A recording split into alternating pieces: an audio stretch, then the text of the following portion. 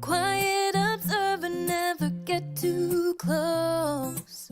I see the world, but it's through this window.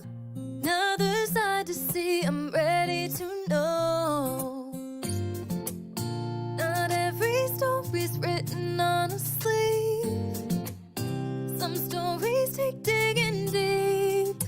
Eyes wide open, words unspoken. Where are you going, darling? Where have you been? Stories to tell, emotions we felt, good and the bad in the hands we've been dealt. I wanna know why, I wanna know why you're the way you are.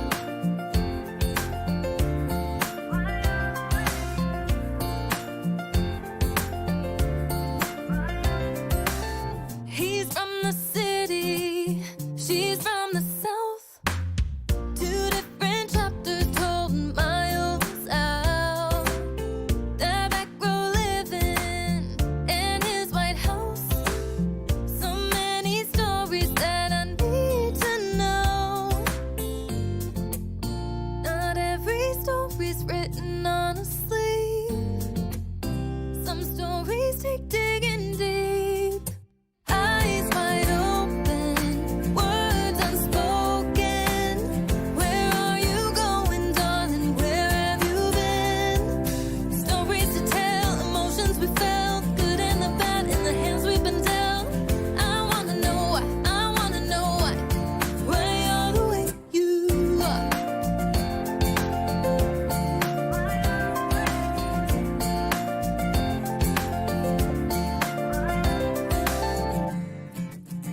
So many stories right in front of me. Some people climb to heights I've never seen. Too many falling down off their feet.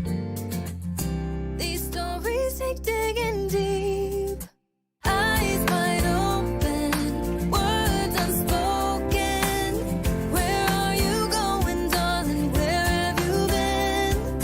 Stories to tell, emotions we felt, good and the bad in the hands we've been dealt. I wanna know why you're the way you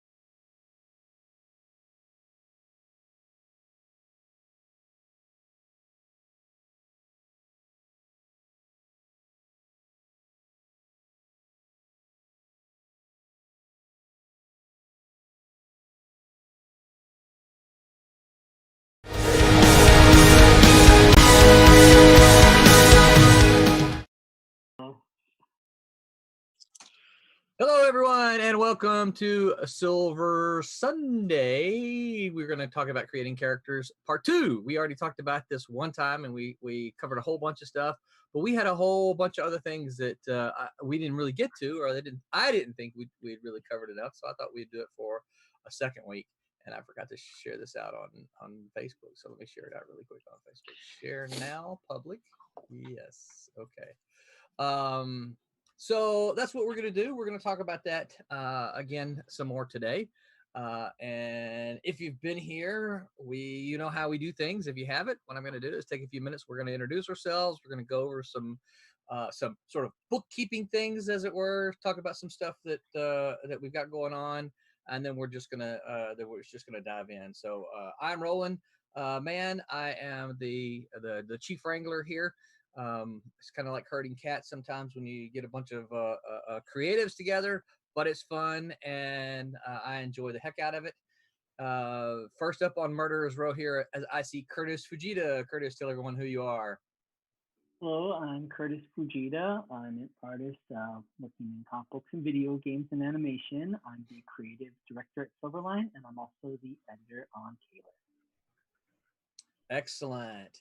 Next up on Murderer's Row, I'm seeing Barb's name, so I'm trying to say Barb's. Barb, you're next on Murderer's Row here.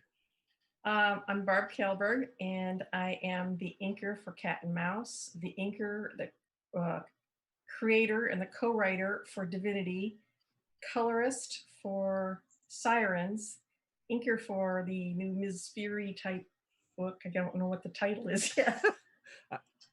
My shortened version is Champ Fury. Champ Fury, yeah. And I'm the CFO. I'm the CFO of Silverline too. Excellent. Next up on Murderer's Row here is John Martin. Hey, what's up, everybody? I'm the big hairy guy. Every group needs one of those. But I'm the inker for on Friar Rush, and all around troublemaker and screw up. So John's the one we've got to keep a close eye on. He's also got the what's that? Y'all seen the video with the horizontally challenged thing where everything's, because he's doing it with his phone. Everything is straight up and not like this. Yeah. I want to look smaller, dang it. Oh yeah. So you're saying that makes you look thinner? Is that what it is? I have to keep that in mind. Next up on Murderer's Row here is Becca Winslow. Hi, I'm Becca Winslow. I am the colorist on Friar Rush, Marauder, and the inker on the Rejects. Excellent. Now, That's me. Are we going to see some of that tonight? Is that where? Yeah, I'm going to be inking some character designs. Sweet. Very cool. The next on Murderer's Row is Peter Clinton, who joins us from across the pond. Hello, everybody. I'm Peter. I am the artist on the Champ and Miss Fury, is what I call it.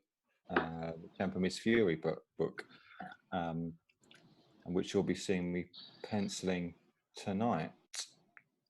There's no other strings to my bow. I just draw. Okay. Now, I think I heard a little bit of chatter before we started the stream. You're actually penciling on paper tonight, so yeah.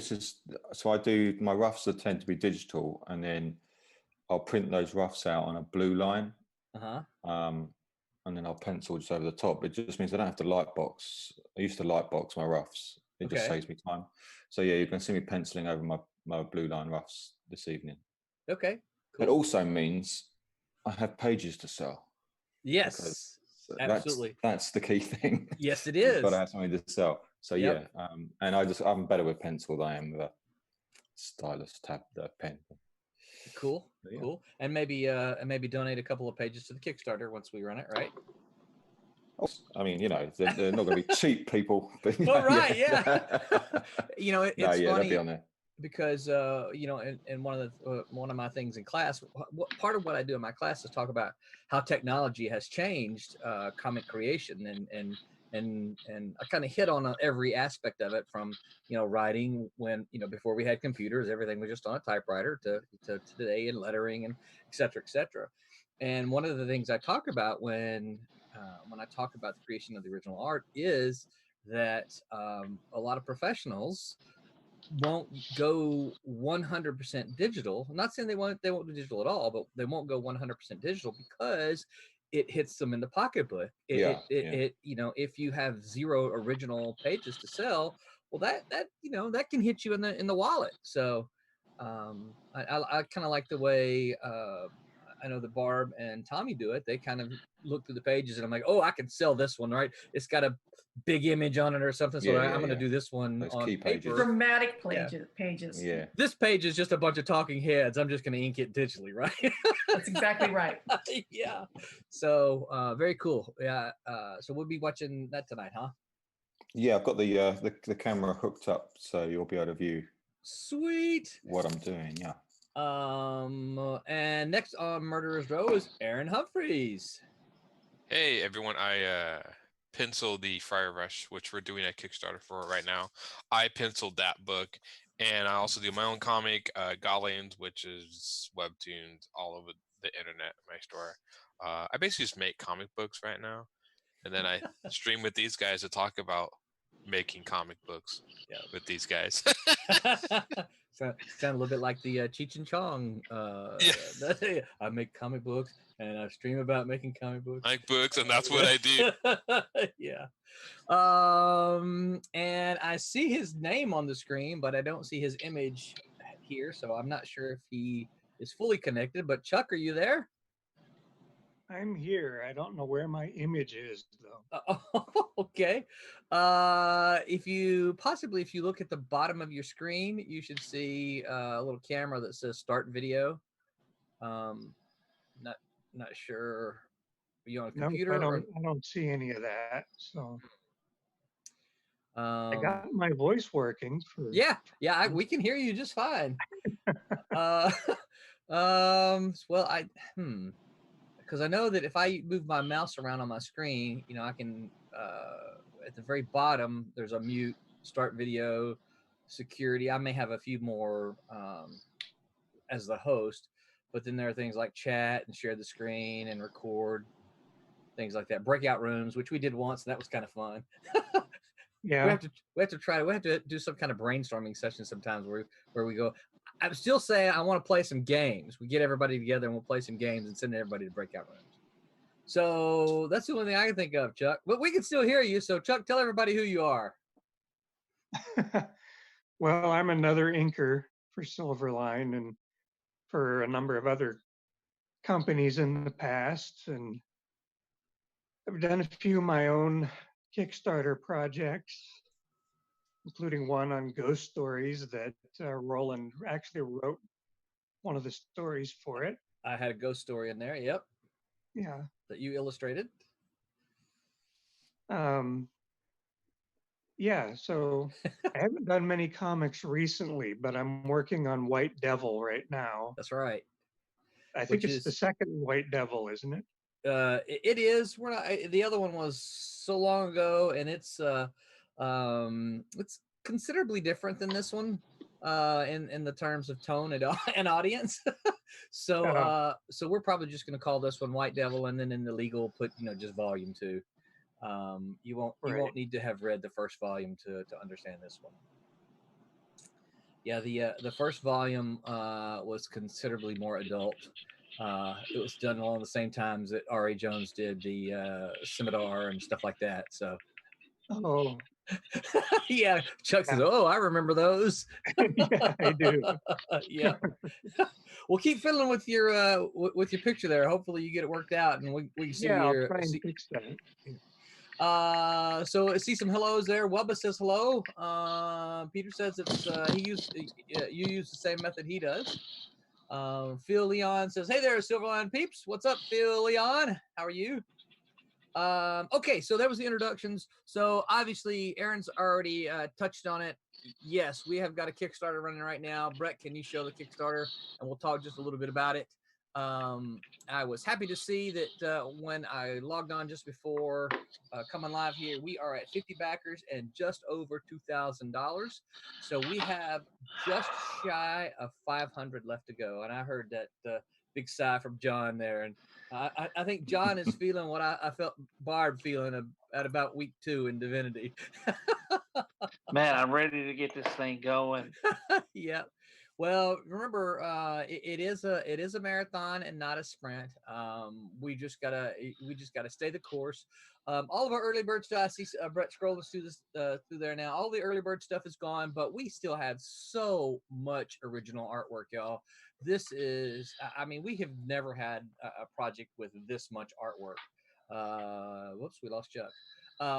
So if you are a fan of original art, or if you just always kind of wanted original art and said, you know what, I've always kind of wanted some, but I've never been able to afford it, now is your chance.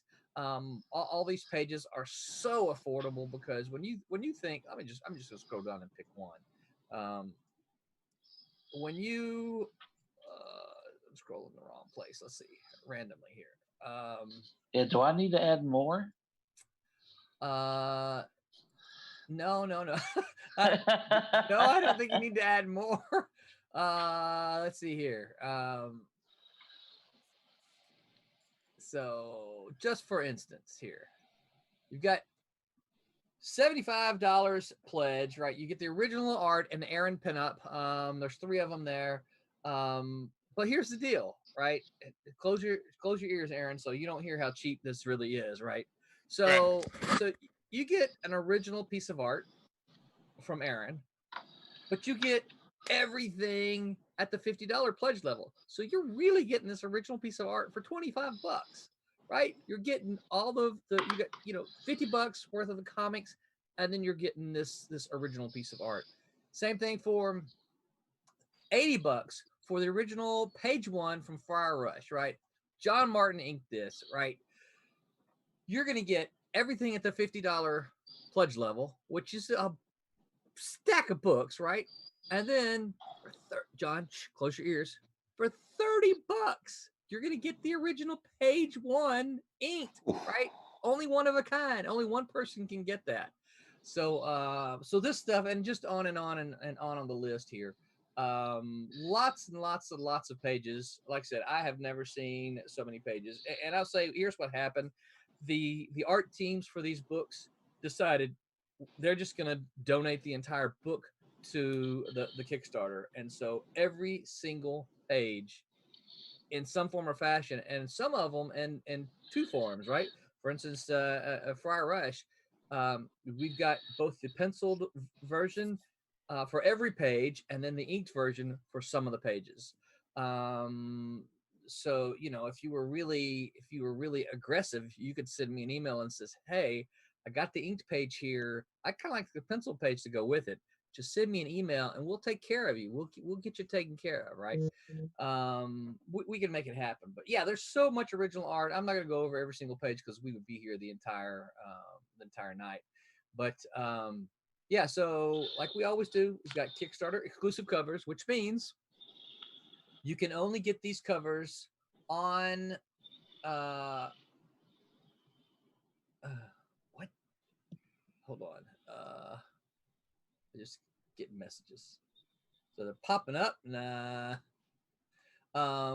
So you can only get the Kickstarter exclusive versions as covers through the Kickstarter. So we may end up making, putting them in as a print. Certainly they'll be available for our digital exclusives and stuff like that. But you'll only ever be able to get these as a cover with this Kickstarter. That's what we do for all of our Kickstarters. So we've got the Kickstarter exclusive editions. We've got the standard versions, which is what you'll see us carrying around at the shows when you see the shows, right? We've got retro versions, which those are our black and white versions. Several of us got our start in the 1980s in the independent market when everything was in black and white, and those were, everybody likes throwback stuff these days, right? That's what these retro versions are. And then we've got something we're doing for the first time this time, and we've got some variant covers which seem to be going over pretty well. And I think a lot of folks are liking the Friar Rush variant cover that John did, and I think Mickey colored. So there's so much stuff, y'all. These are good books. The books are done. Like every Silverline Kickstarter we do, the books are finished. They are ready to go to press. I can send them to the printer right now and have them printed, but of course they would be missing the thank you page that thanks you for contributing and allowing us to make this happen. So yeah. So pop on over there. It's just our link is really long, but the link is just Projects Roland Mann / Bloodline and Friar Rush, or you can just go to Kickstarter and type in either Bloodline or Friar Rush, and you can see that.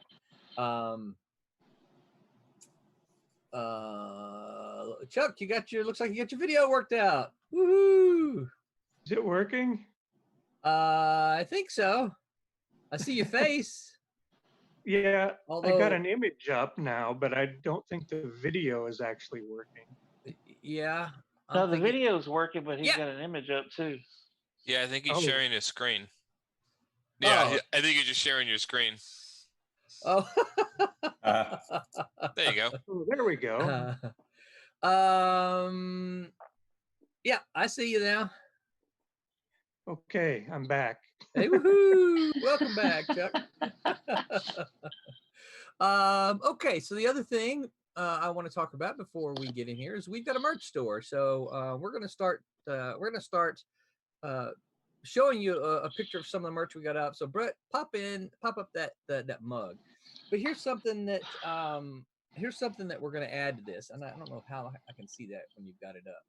I guess I'm gonna have to go to one of the streams, huh? Anyway, so this is one of the mugs that you can get through the merch store. Sorry, I turned something on and then I hear voices and I have to stop it. And sometimes it's Brett. Oh, I forgot to introduce Brett before we go on. Behind the scenes is the I Am No One, my son, who is our producer. He makes all the images pop up there, and you'll occasionally hear me say, "Hey, Brett, do this." I'm not just talking to myself; I'm talking to my son. So yeah, you can go to our merch store and you can grab this really nice Silverline mug. There's some other stuff there, and we're going to be adding stuff as we go along. But here's one of the things we'd like to do. If you find something on the merch store and you order something and you get it, send us a picture that has you and your merch. Like if you get the mug, send us a picture of you going right with your mug, and we can put that on our stream. Or if you get a t-shirt, send us a picture of you in the t-shirt, right, going, hey, look at my t-shirt, and we'll put that on the stream when we talk about our merchandise here. So yeah, and if you've got a request for something, if you saw an image from a comic book, you went, hey, that would just look cool on a mug, or other paraphernalia that is available on the site. I think we use Zazzle. I think page 20 would make a nice t-shirt. Page 20 would make a nice t-shirt.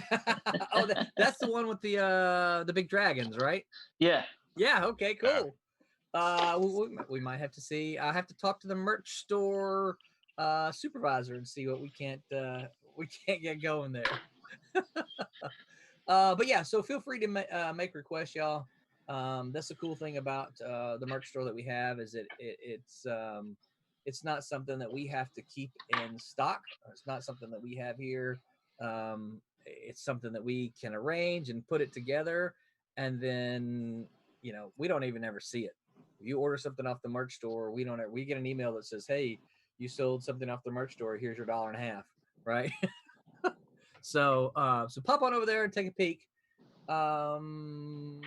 Yeah, so I think that's all that I need to do to make sure you like, subscribe, follow, all that other kind of stuff that you're supposed to do, right?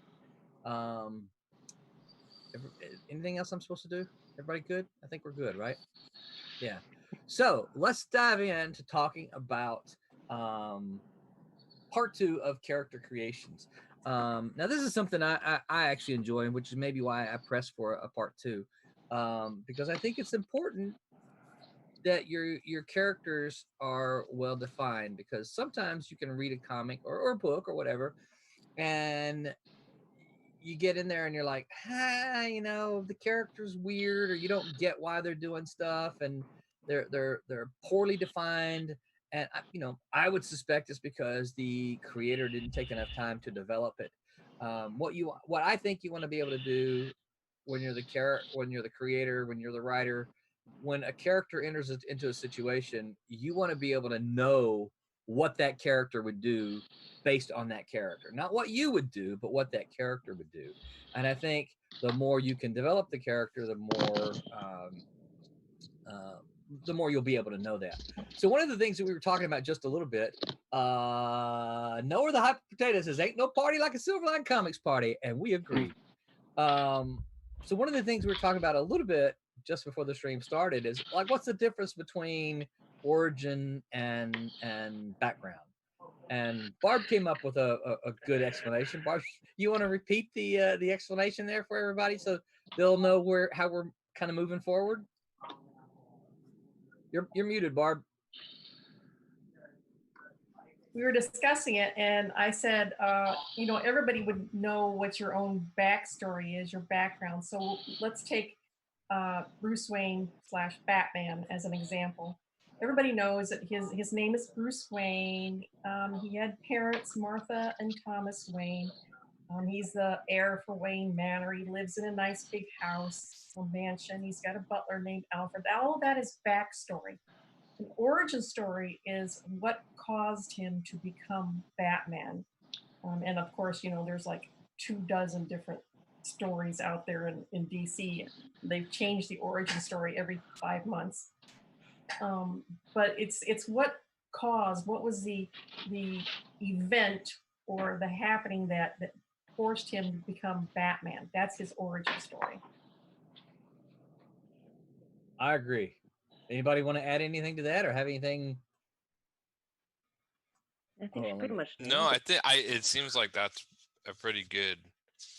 I think like we were talking about, it seems very specific towards superheroes, which is interesting. And I was trying to think if there's any more genres of fiction that you could use. I would say fantasy, maybe. Yeah, we talked a little bit about this. Yeah.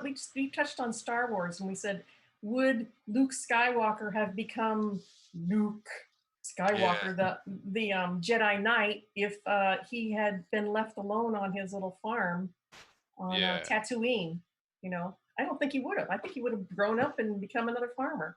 There wasn't anything to force him to become a Jedi Knight. So I think that's an origin story.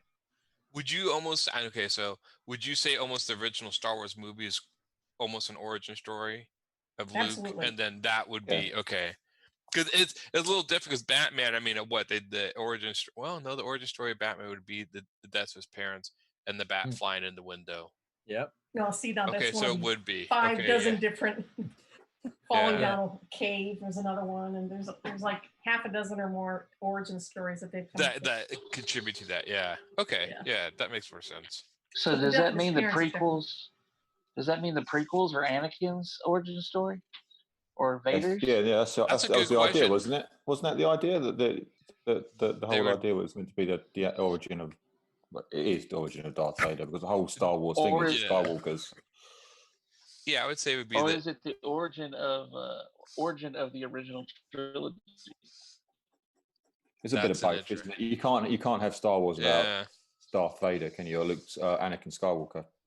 So why can't we have 2 origin stories? It doesn't have to be one origin story for the entire series. We can have, they're broken down into trilogies. Yeah. Right. Yeah. And you have the Joker's origin story as part of Batman, right? They ever revealed the origin story of the Joker? Well, Killing Joke kind of did. Multiple times. Isn't there a new series coming out with Jeff Johns and Jason Fabok doing 3 Jokers? Isn't that meant to be like a?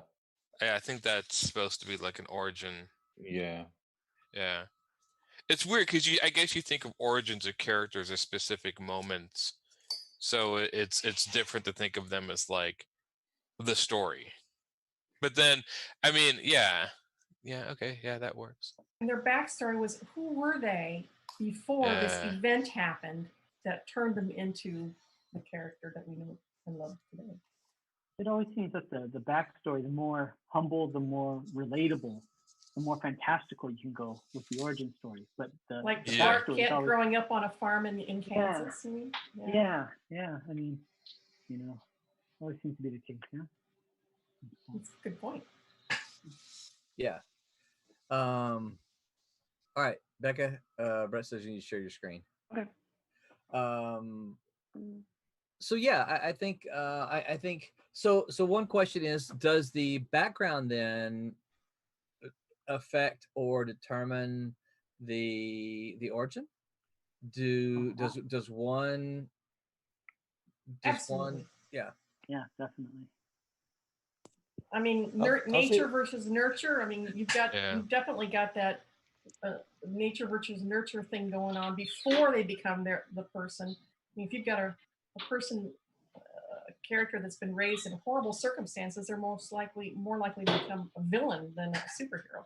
You've got to have ethics and morality taught to you to become, I think, a superhero. See, Michael Lanning says, "What's up, see Michael?" He says, about Luke, you have to remember he wanted to become a pilot before the Obi-Wan incident. That's true. Wasn't his destiny though. That was his. You can get into a whole deep dive with Star Wars. Considering that Obi-Wan was already there watching him, waiting to make him the Jedi that was going to save the universe, the galaxy.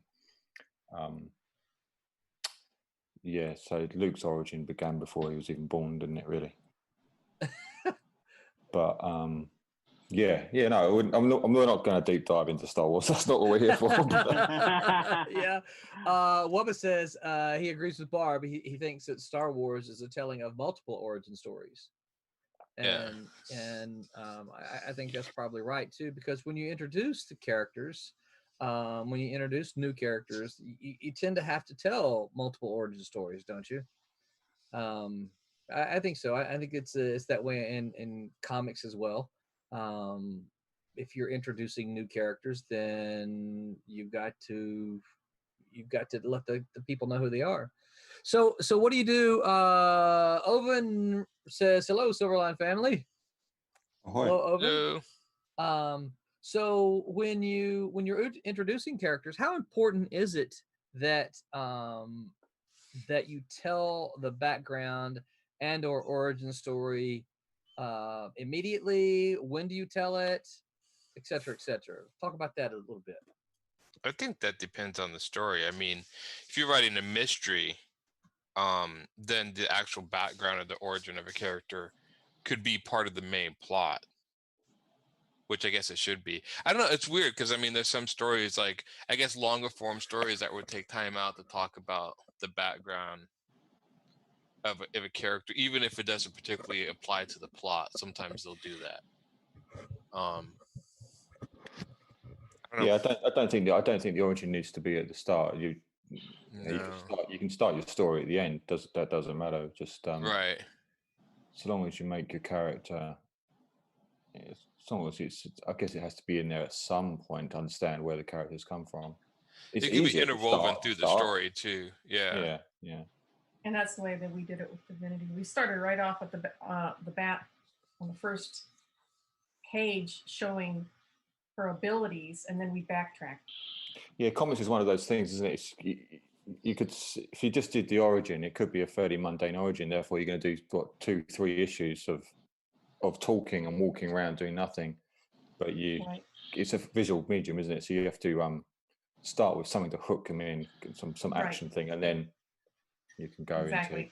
We started with the hook, and then we kind of 48 hours earlier. You need that splashy that splashy page to get people. Oh yeah, I'll pick this book up. I'll buy this book. This looks cool. Right. Yeah. And I think that we definitely have to remember that. And sometimes writers more than artists need to remember this. Is that it's a visual medium, and that 16 pages of talking heads is really visually boring. I would imagine it's boring to draw as well. Not having drawn it, I can't say that for sure, but it can be very boring to read because you know, it's a visual medium. I want to see some stuff happen. You can get away with stuff in novels that you can't do in comics, right? And vice versa is the same. You can do a lot of things in comics that you can't do in other medium, right? And the first one, of course, and I'm straying off just a little bit. The first one, of course, is the interiority of the characters, right? You can use thought balloons. I know they're a little passe today, but you still see them. You can use thought balloons. You can certainly use first person narratives. You can have one panel that has 3 characters in the panel, and each of them can have a thought balloon, so that you can get the perspective of 3 different characters in one panel. You can't do that in any other medium, right? You can't do that in prose because that's called head hopping, and that's a major no-no. But yeah, so we're trying something a little bit different this time. If you're watching the screen, been kind of going back and forth with Brett some. And so we've got 2. If you're seeing the screen, you're not seeing our smiling faces at the moment. You're seeing on the left-hand side, you're seeing inks done by Becca. And then on the left-hand side, you're seeing pencils by Pete. So you guys want to take, what's that? Right-hand side, what did I say? Did I say they were both on the left-hand side? Okay. Becca's on the left-hand side, Pete's on the right-hand side. I think you might be able to see on Pete's image, you might be able to see Pete's iPhone. So Becca, talk for just a minute about what you're working on, just so that folks will know what they're watching. I am working on some character designs for the up-and-coming comic Rejects that Roland has written, and I'm having a lot of fun with it. Oh, sorry, what? No, I was gonna say, and the pencils are done by C. Michael Lanning. Yep. Cool. Do you remember that character? I have her name written. Barb will appreciate this one. Divinity. Yeah. Yeah, this is the one that you had told me about the other day. Yeah. Yes, I sent Barb a long email. I'm like, okay, here's the story of what happened with Divinity. and her email response back was, I probably 200 words, maybe. Her response back was like 4 words. LOL, that's fine. Yeah. I mean, how many Marthas do we have in comics? Right. Yeah. Cool. So you look like you're almost done with that one. Yeah, I'm just putting in some like last little details and fixing up some line work for shading and stuff. Cool. And I'll be uploading that soon. Nice. And Pete, what about you? What are you working on there? This is page 6 of Champ and Miss Fury. So I've just started penciling. Yeah, I'm sure you can see what I'm penciling. Yep. We can Not see just it. looking at blue lines. So this is Champ carrying a baby out of a burning building, because that's the sort of guy he is. He doesn't just leave them there. That's right. A hero's got to do heroic things. He's got to do these things. Yeah. That's right. Cool. The rest of us are still here though, so we haven't disappeared. Dempsey Blackman says, happy to be here. What's up, Dempsey? Hey man, ask us some questions if you got questions about creating characters. So Chuck, what about you? What do you think, get you in here, what do you think about backgrounds and origin stories? You think they're important to work in early? Do you need them early? Do you need them late? How much details do you got to give? Well, I like to work them in as soon as possible, because you're dealing with comic, and maybe it's a 4-issue miniseries, or maybe it's however long it is, but you're getting things in chunks. And so I like to work in the first issue, what the major points of the character's origin are going to be. That's just personal preference on my part. Yeah. I think every writer has a different way of, a different idea about that. Yeah. Um, I know if we look back at classic, and so whenever I talk about, mainstream comics, for those who are paying attention, I'm going to default to Marvel because that's I was a Marvel zombie as a kid. That's what I grew up with. Not that I don't know any of the DC characters, but I just automatically go back and think Spider-Man, the Avengers, and all that kind of stuff, right? But when you go back and look at some of these classic characters, the first issues were generally their origin stories, right? mhm. We see the first issue of the Fantastic Four. We are introduced to the characters. They go out into the space, they get shot by the gamma rays and come back, and boom, they all have powers. Yep. It sets them up then for the rest of the series and for the next 70 years so far. Spider-Man's though came in Amazing Fantasy 15, right? It wasn't issue number 1 of Spider-Man. Right. Yeah. What was issue number 1? Does anybody know the story of issue number 1 of Spider-Man? I think, wasn't that he met the Fantastic Four? I think so. Yeah. Yeah. So he tried to join the Fantastic Four, didn't he? Yeah. Yeah, I think that's right. I think he tried to, because he had the powers, he had the suit and everything.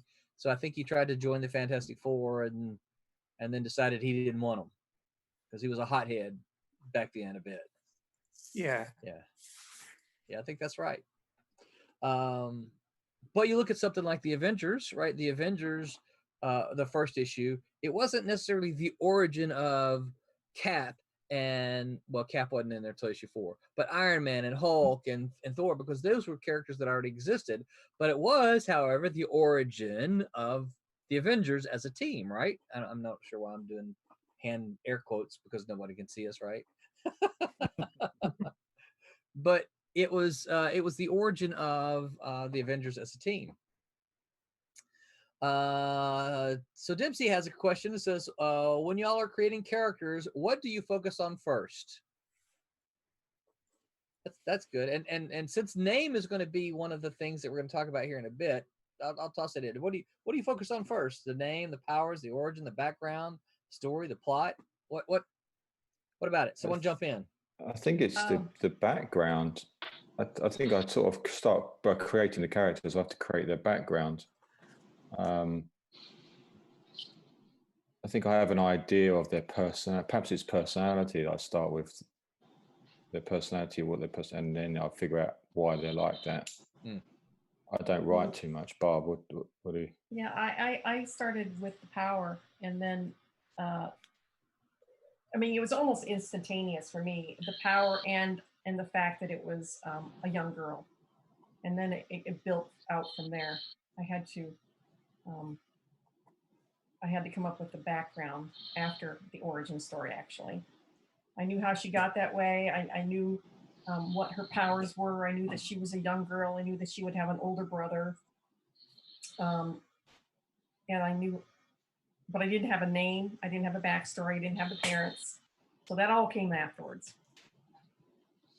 But you started off, your initial thoughts were you knew the power, you knew you wanted her to be a young girl with an older brother. Right. Okay. And I knew I wanted it to be kind of like, a road type of show where they're off, having adventures. It wasn't going to be stuck in Gotham City or anything like that. I wanted them to be out and about. But everything else came back afterwards, including the name, which took me a long time to come up with. Okay. Somebody else jump in. Mine's always been motivation. What does the character want in the story? Or what is his place in the story? And then I design my characters based around how they would fit. But I'm much more of a plot-driven writer than a character writer. So you would say yours was more of story-driven. So you come up with the story kind of, you want this kind of thing to happen in the story, and then you make the characters kind of fit. Yeah, I mean, my initial story idea was like, what if a bunch of young gods didn't want to be gods. Like everyone wants to be a god, but what if you didn't want it? That was the question. Then from there, I just like, okay, well, that's the main motivation of the character, and then I just designed it from there. But I usually start my stuff with a question of what if, and then I design the characters from that point. That's very cool. That's very cool. How about you, Roland? I saw Curtis about to jump in. Oh yeah. It looked like he's on a game show and he's reaching for the button, right? I want to go. I'm next. Yeah. Yeah, no, I just thought it was interesting. We're talking about like superheroes and powers and stuff, because that's kind of one of the funny things about creating characters in comic books, right? Is, you know, okay, I have this cool idea for a character. He's the Human Torch. He's on fire. I think he should have a really good, easygoing personality, be like the calmest guy out there. It's not usually like that. It's almost like the chicken or the egg kind of thing. Well, does he have a hot fire personality, and is he impatient because he has the fire powers, or was the character created first and the powers match? But we have that neat interplay in comic books between powers and personalities. I mean, you know, Wolverine's abilities are based on his personality, or vice versa. I don't know. It's just something, just a comment, you know? Yeah. Yeah, that's actually interesting. And I'll kind of wonder, you know, if we were to actually go and do some kind of census with other characters, how would that kind of match up? Yeah, and what's interesting about Divinity is she's new to her power, so this isn't going to affect her down the road. But she's also an 11-year-old girl, you know, so she's not fully formed yet. She hasn't fully cooked.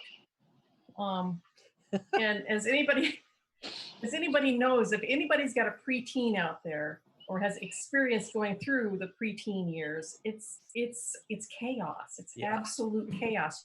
Half the time they're 7, and half the time they're 17. You know, and she's an 11, so she's right there in the middle. She's confused. She acts like a child at one point, and then an adult at the next, and it's a complete chaos. So that's something that has to fit into my story, into my personality when you're developing the personality. Yeah, I'd say I'm a little all over the board as to kind of how it happens, because, you know, sometimes you just kind of roll with wherever the creativity takes you.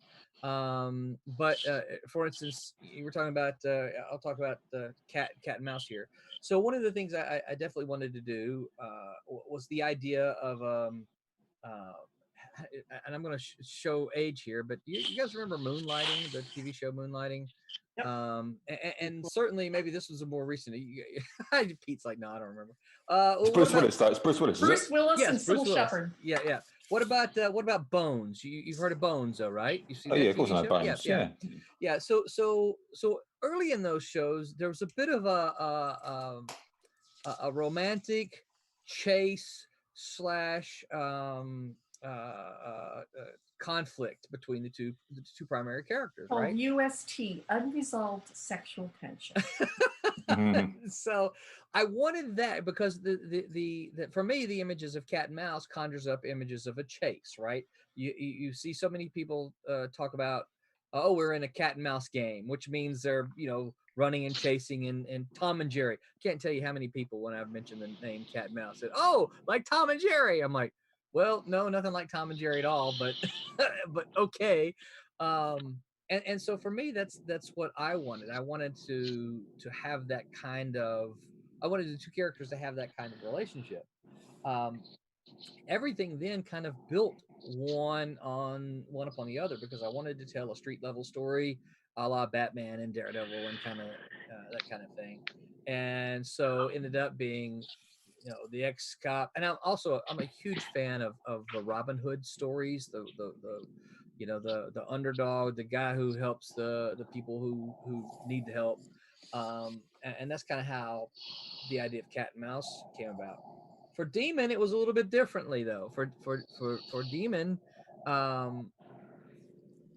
would say Demon was my attempt not to blatantly swipe a Marvel character.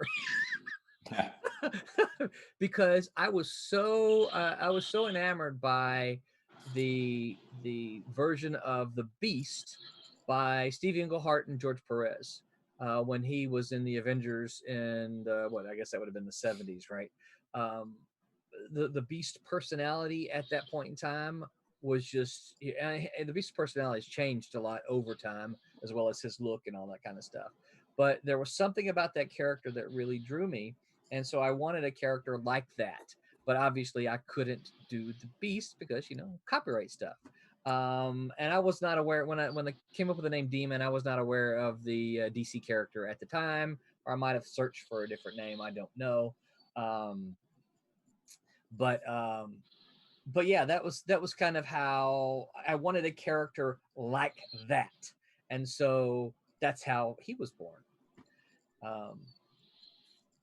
I got 2 new characters that we're working on that will probably show later, and they came simply from the name. If anybody is familiar enough with cat and mouse, that I have this thing for these duo names, right? So cat and mouse, one of their first villains was Tooth and Nail. Their second villains was Skull and Crossbones. So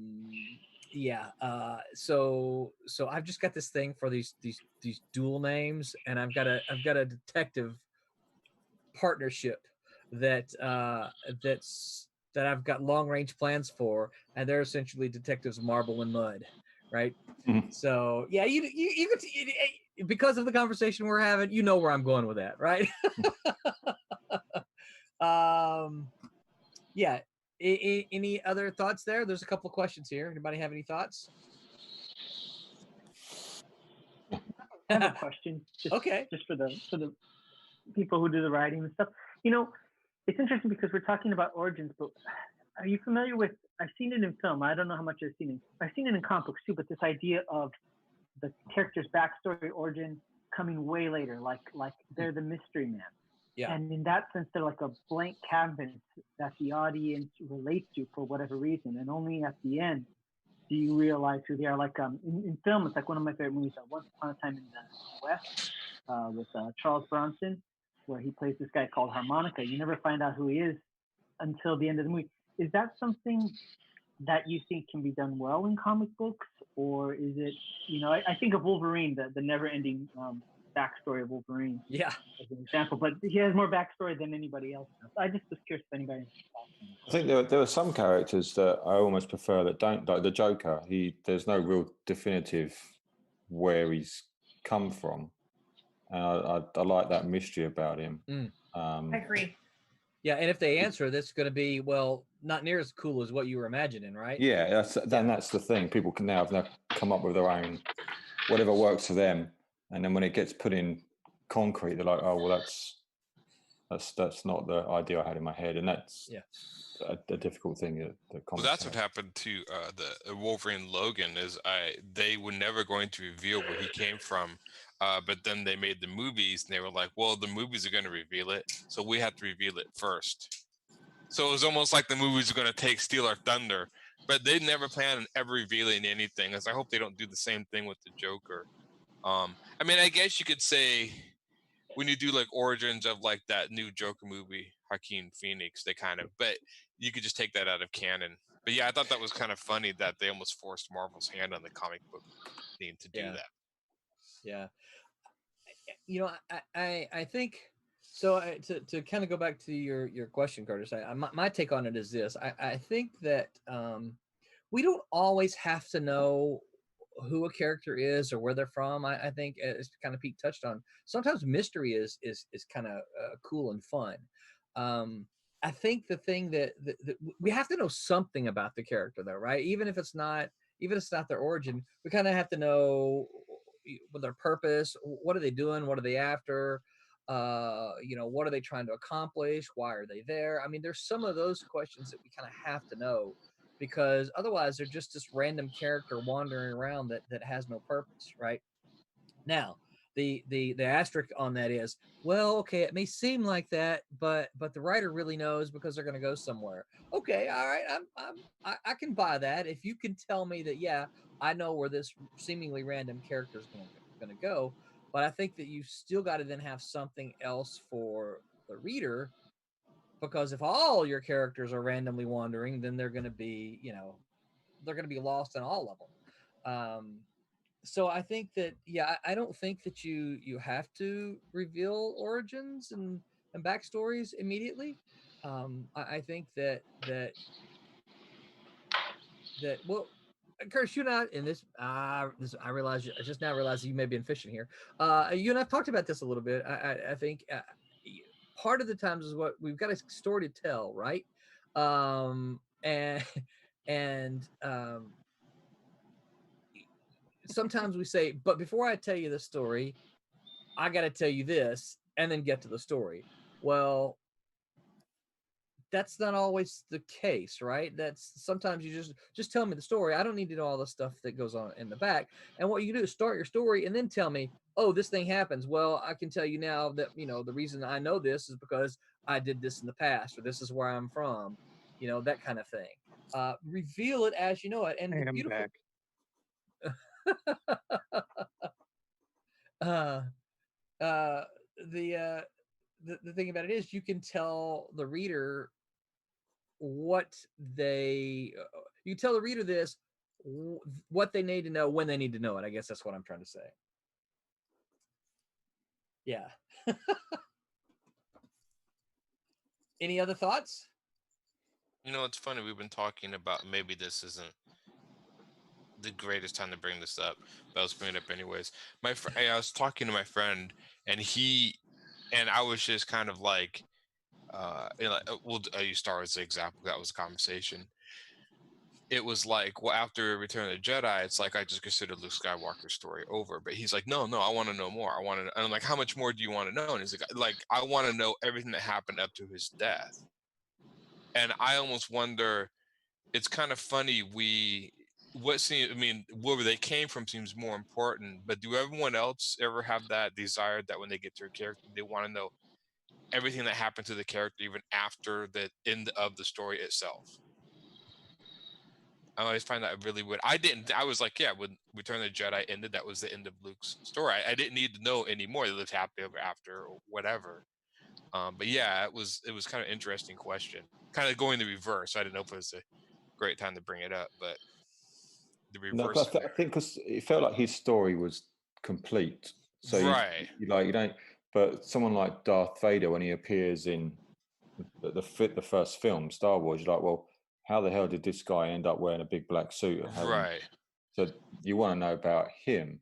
You want to know how he got to where he was. But for Luke, you're like, well, actually, your story's done. I saw him from the start, from when he was nothing. Right. It's just and I see it more and more with a lot of stuff nowadays that people get the characters, like they have to basically illustrate the entire life story of these characters outside of the context of the story that made them famous in the first place. People fall in love with their characters so much that they just want to tell you everything. Right. Which sometimes I think kind of takes away from the initial story. I'm kind of like that. But I want the further adventures of, I don't care about the backstory. Yeah. I want, okay, what happens next? They've had this wonderful adventure. They've wrapped up that particular story. Let's do another adventure because I can't get enough of this character. Yes. Strange enough. And so in that same context, when things come out, if there's a sequel to something like comic book, movie, or whatever, does it irritate you if it's a prequel to the original story more? In other words, I don't want to do a prequel. I want to know what comes next. I don't know what comes before. Am I the only one that sometimes feels irritated by that? No, I don't like prequels. Yeah, I don't know. I mean, obviously, as a comic book fan, we all want to know what happens next. Otherwise, we wouldn't be reading multiple issues of comics. We wouldn't know what happens next to the characters. But how they grew up isn't necessarily all that interesting to me. Yeah. Yeah. Yeah. Well, and this goes back to our conversation, right, Curtis? Is like sometimes I really don't care what happened in the past. Just tell me the story now, right? What's happening now? Well, the funny thing is, I was just thinking this week about our conversations about it, and this realization that there can be this long story. You don't have to negate the person's backstory or origin, but the question is, in their whole lifeline, what's that window of opportunity for the reader to get in there? It doesn't negate what happened to them before. It doesn't negate what happened after. But what's the interesting part? It's like when we're on here and we tell our stories about being in the industry. I don't tell you about the time I made 40 copies and the inkjet messed up and got on my hands. That's not the part that you want to hear about my story. It happened a lot, but that's not the interesting part. So it's kind of, I guess it's the editor's part, as Roland knows. That's like, okay, well, this is the chunk that's interesting. and this is the window.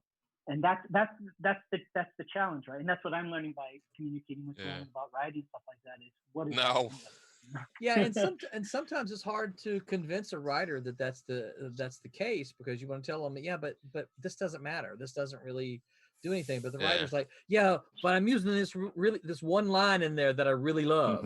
Like, okay, find another place for it, right? It's like, or I really want this thing to happen. It's like, yeah, but it, maybe it's neat, maybe it's cool, but it's not really working, for the story. What I learned from that is that that still exists. Like if I'm writing that still exists in my head, and that's great for me.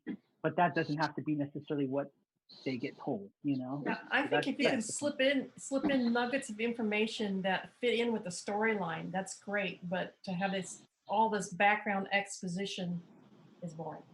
Yeah, and sometimes I think sometimes writers need to keep in mind that it's okay that a little bit more about the character than the reader does, right? Because you're the one who's kind of giving voice to the character, and if you know more about them than the reader, well, then that's okay, because that just means that you're able to give that character a good voice. Exactly. It's like that TV show 24. I was talking to my wife about this, and could you imagine if that show 24 was literally in the time, like you see him spend 20 minutes making a sandwich, and then he goes to the bathroom, and it's like, how good of a story would that be? And then he's on call waiting for like a half hour to go. Do we really want to see that version of 24? Not so much, right? I really want to see. Now I want to write Curtis's backstory. I want to show him being Sifu, like doing kung fu, and then do like this one page of him like trying to get ink off his hands. Look at the printer trying to get ink off. Okay, so we got a couple questions here, and then we need to get to our Wayne Hall comics review. So Noah the Hyper Potato says, does anyone have a favorite character whose origin really speaks to them despite it being a lesser known character? Could you repeat that? Like, yeah, do you have a favorite character whose origin really speaks to you despite it being a lesser known character? I like Blue Devil. Blue Devil was like, it's not really one of the major, most popular characters, but there's something about this guy kind of who's, if you don't know, there's like a stunt man and gets trapped inside this kind of stunt suit that makes him look like this demon. And gives him Blue Devil is cool. Yeah. Isn't he cool? Yeah, I mean, he is cool. He's cool. And I was amazed he shows up in the Swamp Thing TV show as well. Oh, yeah. Really? Yeah. Oh man, I've heard that's. And I was like, no way. Yeah, he's really good. I've just finished it. I'm ashamed. Yeah. It's sad they only did one season, but yeah, it was really good. Oh wow, I'm on that. I suppose Alfred would be mine. Alfred the butler. Yeah, I mean, there's versions of him where he's just quietly in the background being sarcastic, and making a pithy comments to Bruce. I still contend Lego that. Batman is the best Batman ever. He is a good Batman. He's the caretaker. He's the mom basically, and he's being sarcastic. That's me in a nutshell. I mean, I've always liked Commandy, and it's not because he's. I guess maybe it's because the origin is his world, the world he lives in, really. But I think I love him just because of the cool stuff you can do with him. Our comic review, Pete, I got to show you something. Oh, cool. Since you said you like Commandy. Yeah, I do love it. I'd love to draw Commandy. Yeah. DC, if you're listening, I want to draw Commandy. So, anybody else? Favorite character? I've always, let me see. Well, there's I always liked the comic Strangers in Paradise, and I like the origin or backstory to the character Kachu. Oh yeah, that was good. Yeah, but it almost seemed like, was that the whole? I don't know. It's not the whole story. It's not. Now that I'm thinking about it, no, it wasn't. But I always thought it was very interesting. I thought that was one of the more interesting. It made her character a little more interesting to read. That was the first time I think. There was always something new being revealed every couple of issues. Like what was going on with her or whatever. And so, see, that's a kind of a cool way to reveal and build character, is do it a little at a time, kind of as you need it, as the story requires it, that you build it and reveal it. Yeah. Well, maybe because she's in a comic coming up here, but I kind of like Miss Fury's origin, her 1940s origin anyway, the public domain origin. I kind of like that. Is it literally she was in a costume on the way to a costume party, and stopped and saw something terrible. Yeah, I saw that too, Eric. Eric Doxson says, I saw Becca trying to shake the ink off her hand. I saw it too. Yeah. It's been a long day. But yeah, so she just stops and helps out a situation, and then suddenly she makes the newspaper, and there she is. Her character, she was initially called Black Fury when she was when the strip first ran, and then they changed her into the strip. They changed her to Miss Fury. I don't know why that happened, but the strip was first called Black Fury. But yeah, I think that's kind of a kind of a simple but cool origin. So she just randomly decided to just stop a crime, and then became she was on the road. She was driving and saw it happening, and oh no, they need help, and yeah. The actual epitome of the Good Samaritan. Like that's her epitome of Tara Baxter. She's a Good Samaritan. Yep. That's kind of it. That's kind of cool. I actually do kind of like that one. Yeah. So I forgot to say, Eric. I read Eric's second comment before his first one. The first one just hello. Dempsey said, "Oh, I still have your issue of Miss Fury from Full Sail. The issue had a chase between two female characters. Yeah, that was probably three or four. And Wubba Fett says, "Ooh, I know," and he's talking about Marble and Mud, and he says, "I love them already." So Dempsey, Dempsey's got another question here about character, but we're gonna say that question for when we come back after the review. So coming up next, we're gonna take a short break, but you're gonna stick with us, and you're gonna watch Wayne Hall is going to do an indie comic review, and Wayne is reviewing, I think, The Killer this time around. So Brett, let them see what Wayne Hall has to say about The Killer. Hi, it's Wayne Hall back again with more indie comics you can order through your local store. And this week I thought I'd go 180 degrees from last week when I talked about Hilo, which is a very comical, largely aimed at a younger audience book. This time I would go the other way, and I wanted to talk about The Killer. This book is about as different from Hilo as you can get. It is a book from France originally. It was picked up by Archaea. Archaea is the one that printed it in America, and of course there was an English translation. It was originally from France, as I was saying, and let me tell you the description of the series. A professional, a man of few scruples, nerves of steel, and a steady trigger finger. A man whose crimes might be catching up with him. A man on the verge of cracking. Again, this was done in France, and where you're so used to comics in the U.S. and other parts of the world, where the bad guys are really bad all over, and there's just terrible things bad about them. And, even Lex Luthor, who's a businessman, is a terribly bad, moral businessman, even though he's successful, apparently. But in this book, it looks very differently at somebody who should be a terrible, terrible person, and he is an assassin, as the title gets you to say. And what happens is we get to view his life from his perspective. And he basically never stays one place too long. He's off going, and whenever he's hired to kill somebody, he goes off and does them. And we get to see how he does it. We get to understand why he does it and how he got into this life. And he's not a terrible person. He just has discovered that this is something he's terribly good at. And so he commands quite a nice high salary in order to do these kinds of things. And like most people, though, he still wants to have a decent life. And so all that money that's coming in when he kills people, he's starting to invest into other businesses and trying to be able to live like a real person does. And so as he's going around the different parts of the world, he meets different people. He, of course, meets a woman that he falls in love with, and things start to shatter as he goes along, because there's no way he can let a woman know what it is he does for a living, where all this money comes from.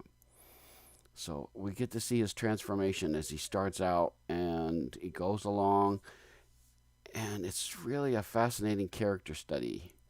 If you really thought that all assassins were terribly awful people, corrupt to the core, this book is going to surprise you, because it does not go that way. He is just a skilled technician, is the way I would describe him. And he does interesting things with people, and I won't go into all the details of how he kills people, but it's pretty gruesome. The artwork is pretty interesting too, because French books and books from Europe often have a different color scheme, a different style to the artwork, and it's very, very interesting how it goes on. We get to see him. He's on a boat. Of course, he's got lots of money. He can do whatever he wants. And he's on the ocean, and the artwork is really great in this book, I have to say. You know, it's beautifully done. It's tremendously rendered, and I have to say that at times I felt really bad about that, because here is this terrible person, or this person who lives a terrible life in that sense, going around killing people with no remorse, and yet here's this gorgeous art going on all around him. So it's a really interesting contrast in how things go. And I have to say, if you want to see something that's going to challenge your thinking, this book will challenge your thinking. It comes out in 5 volumes. It is from Archaea. And if your local shop for some reason can't get it through them, you can get it through, I think Amazon has it and other things like that. So other places that you can go to can get those things for you. I have to say, you've got to be in the right mood to read this book, because you have to be able to take these terrible things that he does to people in stride and still be able to read the story with a great deal of understanding, shall we say. So it's a very different book. I loved it because it didn't look at things the way I expected. Like I said, the art's stunningly done. The story is really well done. The characterization is very strong. The people he runs into are all over the place, all over the world, and they're very different people. So I highly recommend The Killer. And I'm sure I'm mispronouncing the names. I think it's Jacquemont and Motz, but I don't know for sure because I think it's French, and that might be something I don't necessarily have a good command of. So, because this is something different, let's go straight to the grading and talk about it. The writing, I would give the writing a very strong A, because it takes something to make a person who does something so horrendous to people and yet develops us with sympathy towards that character. So I really did like that. And like I said previously too, the art is excellent. And the color, the facial expressions, any movement and stuff like that, it's all done very strongly. So I even have to give that art a grade of A, and really good. Lettering, I'm always critical of lettering, because I always think they should do it a little, like there's places I think it could be done a little better. So I'd give it a B+. Literary merit. Will this hold up over time? Yes. I think this is the kind of a book that even 20, 30 years from now you could pick up and read, and you would gain things from a big understanding. You'd get to understand things and see things from a different perspective, which to me is one of the functions of comics, is to be able to take us where we haven't been before, to help us understand things that we might not understand any other way. And I think that this book is just super strong in that way. If you've read it, you know what I'm talking about. But it is an amazingly profound book. And I have to say that I highly recommend it. I think it's just one of those great books. Now, fun factor. Fun factor is probably an F. There again, these kinds of books always seem to have dark humor in there, and there's a little bit of dark humor in these books.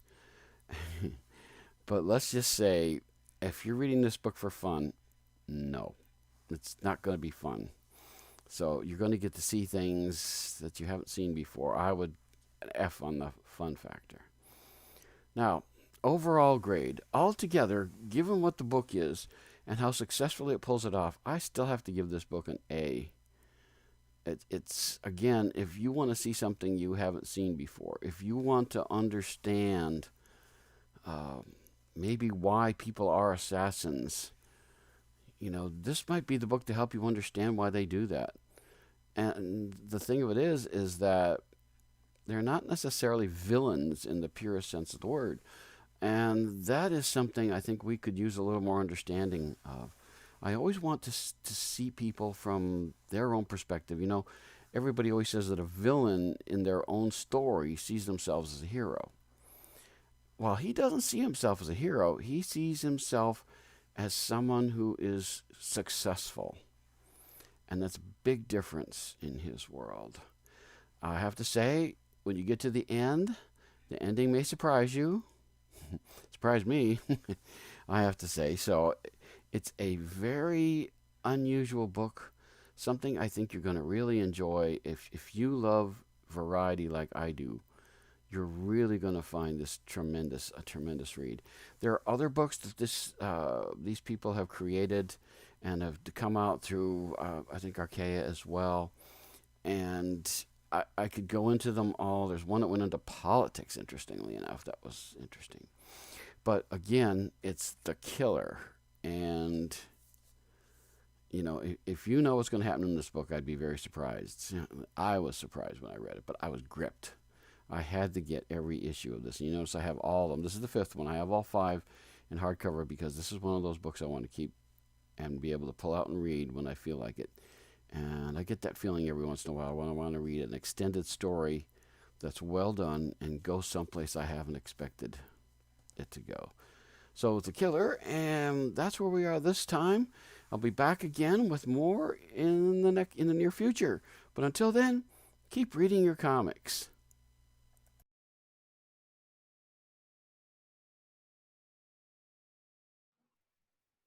Okay, we're live again. Thank you, Brett. Thank you, Wayne, for that review. We really appreciate you doing independent comic book reviews. Silverline Comics is an independent comic book publisher, and we want to be, we try to be an advocate of independent comics. We want you to buy and support Silverline, and we want you to buy and support independent comics. Don't put more money in corporate coffers.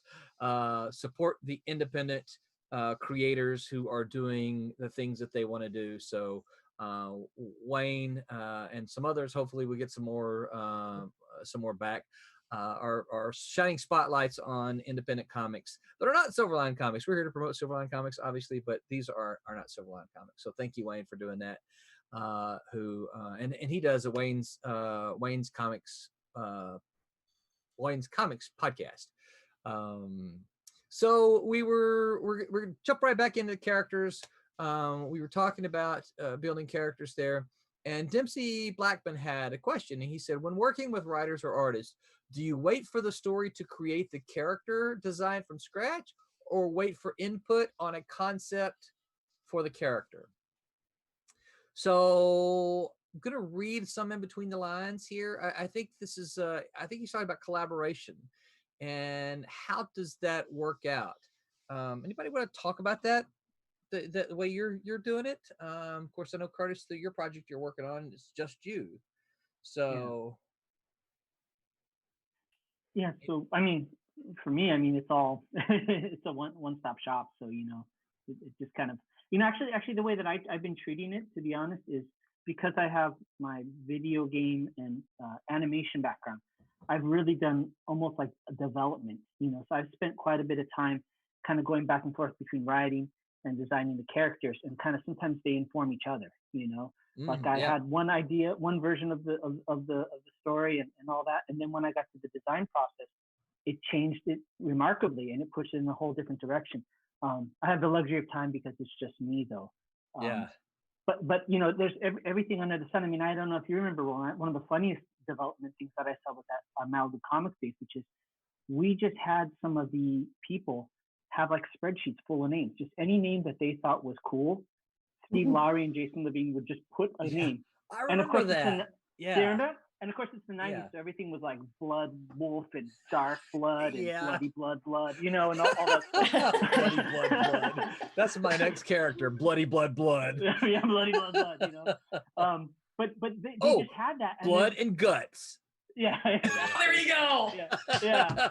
There you go. That's the great one. That's a great one. Blood and guts. Yeah, but yeah, I mean, they had this spreadsheet at the old office, and if anybody needed a name for a character, you could pull that, or maybe you take the name and use that as an idea. I don't know if they were actually legally copywriting it too at the same time, but it was like hundreds of names. So that's an interesting. Yeah. And then they designed the characters around the name. Yeah. I mean, it was just something that was there as a resource. You know, the cool thing about Malibu is this whole idea of R&D. Like if you had time off, there was always something you could do, and everybody was open to ideas. You know, from the top to the bottom. So that was an example. Yeah. I mean, so you're sounding a little surprised there, Barb. But I think if we think about, you know, just even in comics in the past, Spider-Man. I mean, I've heard Stan tell the story before, and he had this concept for Spider-Man, right? And so I would say that name probably preceded the look. The character, So and the backstory and the origin. Yeah. How did you do Divinity then? I had the character and the abilities and everything before.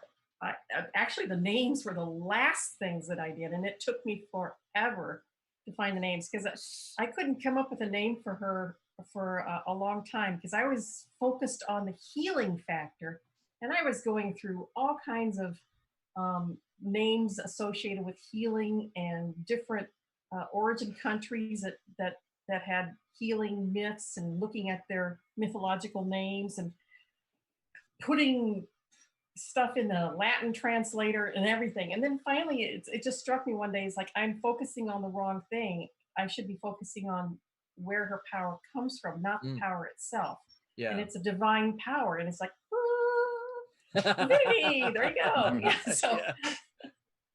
It's like a light bulb went off. But yeah, that was the last thing that I did. So did you do sketches of the character? Did I? I wrote out meticulously detailed descriptions. I was going to say, because if you did, I didn't see them. So you sent those then to Alex Sarabia, right? Yes. Okay. I did. And so I have the character designs. Yeah, and so he did that based on what you wrote out. So do I hear you correctly in saying that some of the first stuff you sent him didn't include the character names? No, I had about everything. By the time you sent it to Sarabia, you did? Yes. Okay. Yes. All right. I had the backgrounds, I had the characters, the bio, what they looked like, how high they were. You know, if you were going to think of a movie star that you would base him off of, like Zach is kind of based off on a young Chris Hemsworth, you know, that type of thing. Yeah. Somebody else. I mean, obviously, when I've worked with other writers, we've come up with original concepts. I guess from reading the script, I get an idea of what I want the character to look like, and then I do some drawings, I send back to the writer to see what they think, get their input, and we'll work through that for a while until we're both happy with what we want. Usually it's just quite quick. Yeah. The writers I've worked with have been, including you, Roland, obviously. Thank you. Have been quite. They get the relationship between the writer and the artist. They're sort of happy to let their artist do their thing. Yeah. So it's usually quite quick. We find what works. The artist finds what they want to draw and what they're going to enjoy drawing. And the writer gets what they had in their head at the time. Yeah. Curtis and I could probably come up with a list of writers who might not be so easy to. Sure, no, I've had it as well. I've had it where writers said, "Oh, he's scribbled down what he wants the character to look like," so I've done my thing on it and sent it back and said, "No," and he basically just wanted me to almost trace what he'd done, and that's not fun for me. No. Which one of us is the artist? But yeah. Well, and go ahead, Curtis. Has anybody seen? I forget the name of the book, but there's this really nice coffee table book. I have it. It's Dave Gibbons showing his development process for Watchmen with Alan Moore. Really? And it's just tremendous. You see all his sketches, sometimes on napkins and stuff. And one of the cool things is how they had this interplay, like how that idea of the button was just this throwaway thing he did on the comedian. And then Alan Moore saw that little happy face and then just drove it into the story and made it this running theme. And it's just a really cool book. I forget the name of it, but really need to hear about that process. How it's a collaboration, right? So I think that's something that Pete's saying. If there's no collaboration, then what's the fun, right? Yeah, and I think that's without naming names, Curtis, going back to some of the stuff that we experienced at Malibu, and I think that's where I saw some of that refusal from some writers to collaborate, right? It was kind of like, this is my vision, you are just the artist, and I want you to do this. And I've I don't know, but I've never thought of comics that way. And maybe it's part of the way because of what Silverline does, the way Silverline works too. But I'm thinking, okay, if Pete's going to be drawing a story that I've written, then Pete needs to be happy and he needs to be having fun. So if I'm asking him to draw something he doesn't like, guess what? He's not going to be very happy for very long, right? I love drawing fire engines, Roland. I'll count them on this page. 1, 2, 3, 4, 5 fire engines on this page alone. Oh, man. That doesn't bode well for me either. No. Oh, Steve Halsey says, hola, senoritas and senor. Steve Halsey is a friend of Silverline, you guys. He is local to me here down in Orlando, and he and his wife run the OCD, Orlando Collectors Deviants. As far as I know, Steve has supported every single Kickstarter Silverline has ever done. So definitely a friend of Silverline. What's up, Steve? How are you, man? I think I'm going to get to see you, Steve, here in a couple of weeks when we go to Leesburg. I think that little show is still on. So that will be interesting to see how that turns out.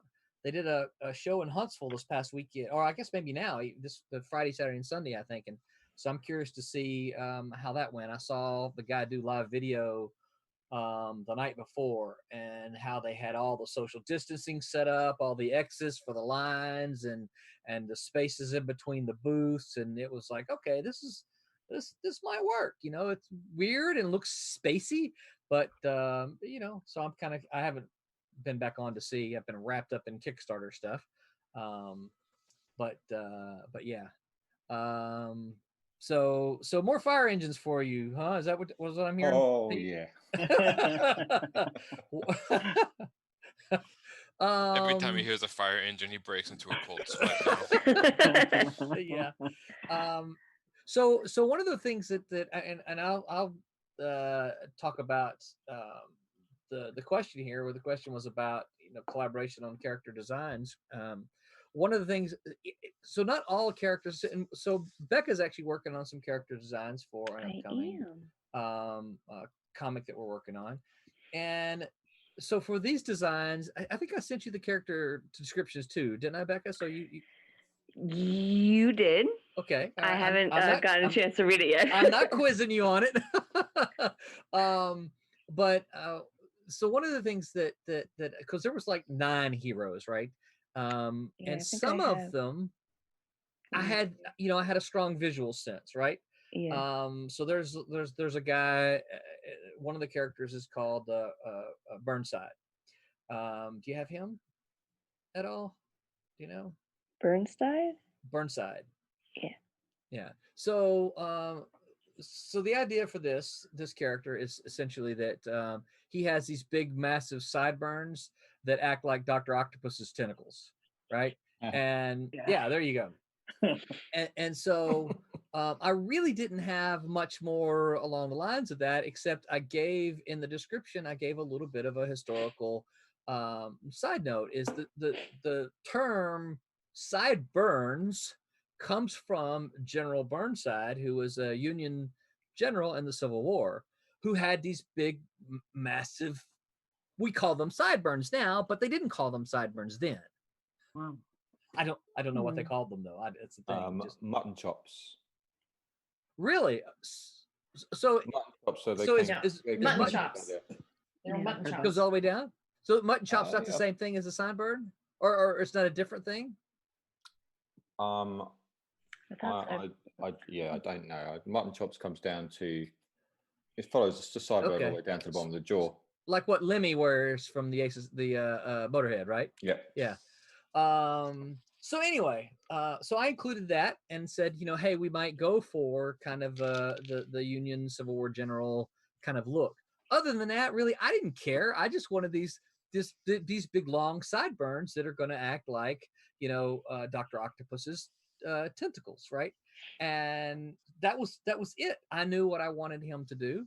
Because Cece says they're longer. Okay.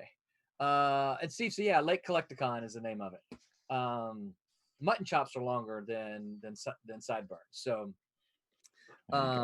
so anyway, that was really all I had for the character. Is like, okay, this is what I want him to do, right? Because obviously the title is Rejects, and so trying to think of some goofy characters. But then, when I saw the illustration from C. Michael, I'm like, this is perfect, because I saw these big long sideburns. I'm like, that's exactly what I want. I want these big long sideburns, and the rest of it for me was kind of like, I don't care so much, because if this is something that he's going to have fun drawing, hopefully Becca have fun inking, then yeah, I'm good with this. That tends to be the way to go for me. Now, sometimes though, I'm like, so this other project with Marble and Mud I mentioned earlier, I said I wanted one of the characters to be like a Creole. And I went to, and this is going to have to be a note for the colorist, right? And I said, because the story's set in New Orleans, and I went to the internet and I said, this is the kind of skin tone I want this character to have. And so I wanted to be very specific with the skin tone, because this is what I want here for this character. And that's kind of a tough thing sometimes to communicate in comics, is, it's either when you have it's either a black skin tone or a white skin tone, but it's hard to communicate those kind of in between skin tones, I guess is the word I'm looking for. Yeah, sometimes, it's just, for me, it's very different in the way that the character creation is done. But I personally try to give the artist enough information and then let them go wild. And then, yeah, unless it's just something that I just go, no, I'm pretty flexible, because again, I have to realize the artist is going to be the one drawing this, and they've drawn something obviously that they like, right, in the design, so, or they wouldn't show it to me, right? They're not going to show me the stuff they don't like. And so that's kind of what I'd take into consideration. You had asked me earlier about my character designs for Divinity, and I had written out physical descriptions, and kind of ethnicities and how long their hair was, or they're curly, straight, whatever like that. And then I gave all that to Alex, and here's the Oh, cool. Yeah, I don't know if I can. That's Very nice. Yeah. That's Divinity. Cool. See, and he came up with these, and he shot these to me, and he says like this, and there's another one of Olivia. This is Olivia. That's cool. Yep. And then there's Zach. And I said, these are perfect. I said, the only thing I might make a difference on was make Zach just a little bit more slender, a little stocky. But other than that, I liked everything that he did. He came up with. Yeah. So that's what we ended up with. Yeah. So yeah, I know that I've seen some writers where they have maybe an idea for a specific logo or a costume element. Will do a little, cheesy little sketch that just says, like, here's this logo element kind of thing, or here's this costume element, and then go from there, leaving most of it up to the artist. So shoot, who was the question from? So Dempsey, I think. So I think the consensus you can see here is that you definitely want the collaboration.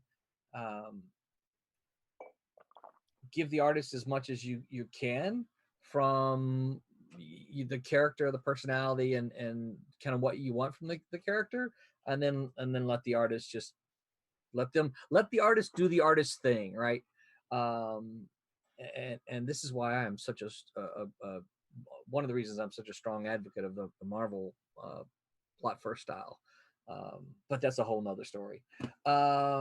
Okay, so we've run through our questions here. So unless somebody else has anything to say about the backgrounds and things like that, we're gonna move over to talk about names.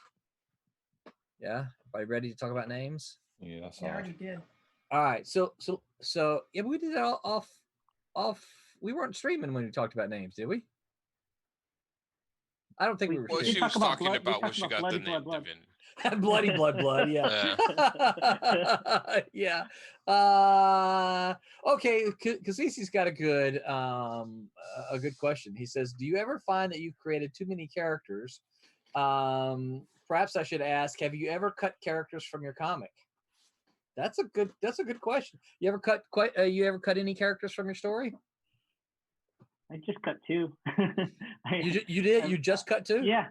I was writing my synopsis and I was trying to figure out how to make it work. And I actually went backwards to the end story because I know how the climax was going to be. And I worked my way back.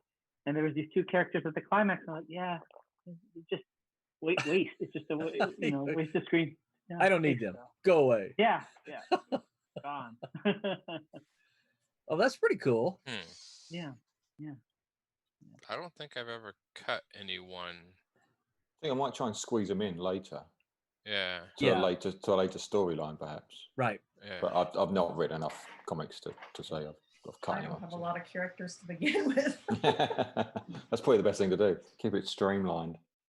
Yeah. Well, I that is what I have a tendency to do. I have when I cut them, and yes, I have cut them. I will save them usually because more times than not, there's something about that character that interested me the first time around. So I'm like, okay, I've created this character, come up with the idea for the character, the concept, or whatever. There's something about it that has interested me, so I'm going to hang on to it. Now, doesn't mean with absolute certainty that I will use it, but I'm going to hang on to it with the intention of bringing it forward in another story.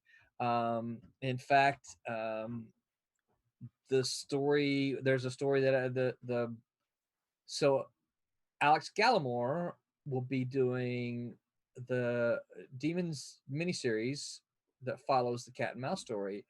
That story has changed considerably, and I've cut characters from it. So yeah, absolutely do. And I think Kasisi is one of the things we kind of talked about before. If they don't serve, Curtis kind of talked about it. If they don't really serve a purpose in your story, then cut them. I have a question just to kind of tee off. That is, has anybody done something where you have a character or two characters, and you mold them together? Like, okay, I have this character who's this way and this way, and then you're not going to just fold this into the same character. Has that ever happened in the creative process for anybody at all, or is that a no-no? Or I'm just curious. I think I've done that, but I can't think of an example. That sounds like something that I would do, just to make it more simple. No, I'm trying to think. No, I think I have, but like I said, I've had one where I've had groups of characters. I think I did write an old West tale about this cowboy lost his soul, and I think he was fighting like Halloween type like werewolves and a Frankenstein, and I think he was supposed to fight like a pack of werewolves, but then I just distilled it down to one character to fight. Sounded, more stuff like that. Like, I don't want to draw a bunch from. We'll just do one, something like that. So yeah, you don't want to draw so many fire engines. You just draw one. I mean, werewolves, right? yeah. It's the next time you have to have an entire house surrounded by cop cars. That's what Peter gets to draw next. We've got 3 police cars here as well. Don't worry. Did you? Yeah. I'm still recovering from multiple panels of the Gothic mansion in Cat and Mouse. Oh. Did you read the plot for number 4 yet? I haven't. Okay. You haven't sent it to me. Oh, I don't think I uploaded it yet. Oh, you know what? I think I was withholding it until Alex finished the last page. I'm done with it, so it's ready. But since we're waiting on Gallimore's the last page, I think I'm withholding it until I'll send it to you though. It's done. He asked for lots of freedom, so there's this one big chunk that says, "Okay, here's your choreography chance." But yeah, there are fire engines and police cars in that one too. As long as we burn it down permanently, I don't care. Although sometimes you get the win. I don't know if Roland remembers, but there was this comic book called Nightman that Malibu used to publish, and there was one issue where you remember? Did you have the issue? There was one issue where he blacked out, and there was a double-page centerfold spread where it was just black ink, all black, with word captions, and we were like, "This is the best paycheck for whoever's inking this." Yeah. No, I did it. Somebody penciled in and put the X's in. Did you do that? I did the issue where he was doubled. He had his mirror image. Oh yeah. I remember that. Okay. Yeah. Okay. Yeah. So Pete, I think you have to request somebody gets knocked out for like 2 panels. two black pages. We could also do it in a snowstorm. Yeah, little John Byrne snowstorm thing. Yeah. I don't know. I don't know that I want to say yes, I have. As far as combining characters, but I'm trying to think of an example. I can't think of a specific example, but I want to say I have memory of having done that before, thinking, you know what, I don't really need both of these characters. I can kind of combine these things. Of course, since we have a tendency to talk about superheroes, I don't know that I've combined powers like that, but maybe things that okay, I need this character to do this in the story. So I don't really need 2 characters. This one character can do the same thing, and so I can get rid of this other character. That makes sense? Yeah, good to know. So that was Cassisi there. Yeah, good question there. He says for names, he says, do you find good? Back to names.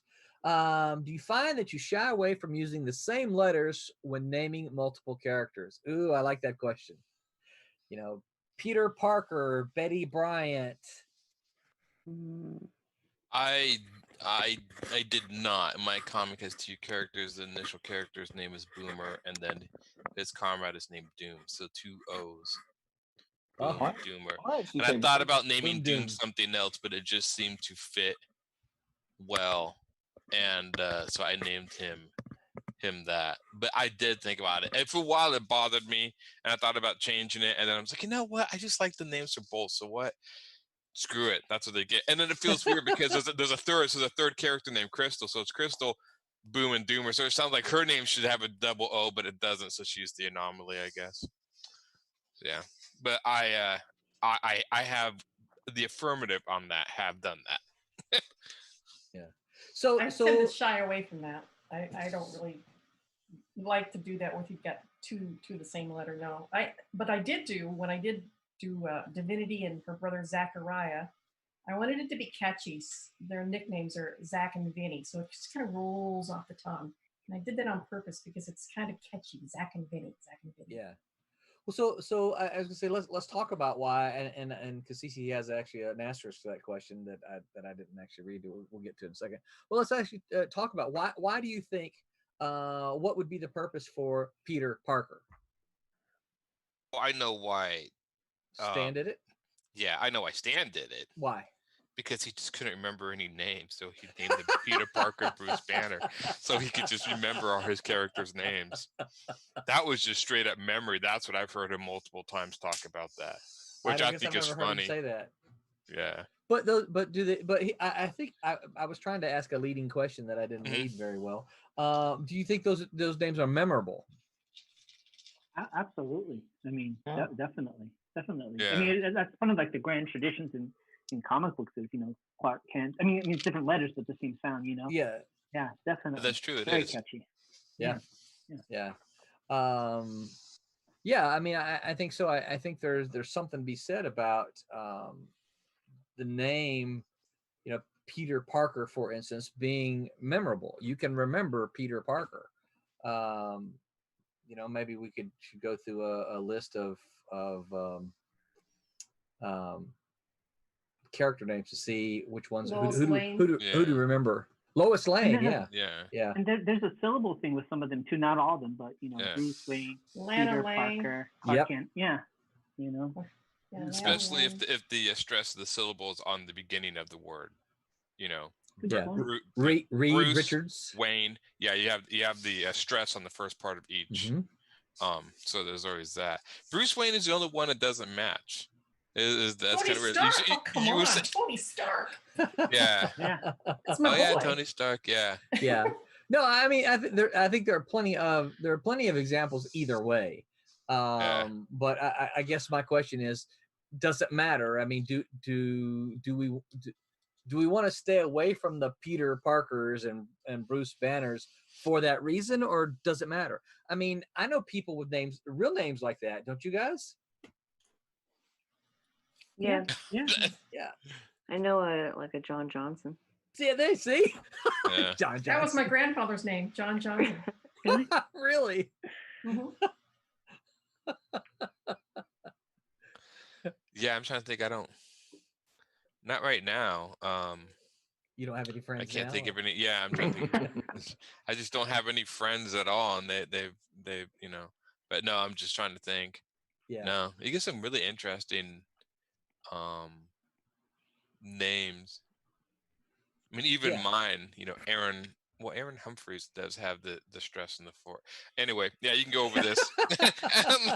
I can sit and think about this for a while. Okay, so Dempsey Blackman says he thinks it might. He thinks this was on purpose to remember easier. Talking about the Stan Lee stuff. So there's a second part to Cassisi's question, right? So he says, right, do you find it shy away from using the same letter when naming multiple characters? I.e., will your hero and villain ever have the same letter for a name? Oh, that's interesting. So would you ever name, would Superman ever fight Sportman? I guess S is right. Oh, Lex Luthor. There's another great one with 2 L's, right? Yeah. So what about that? So I will tell you this. One of the things I intentionally try to do in the stories that I write is I try to make sure the characters have unique names within the cast. So I try not to have a Susie and a Sally, right?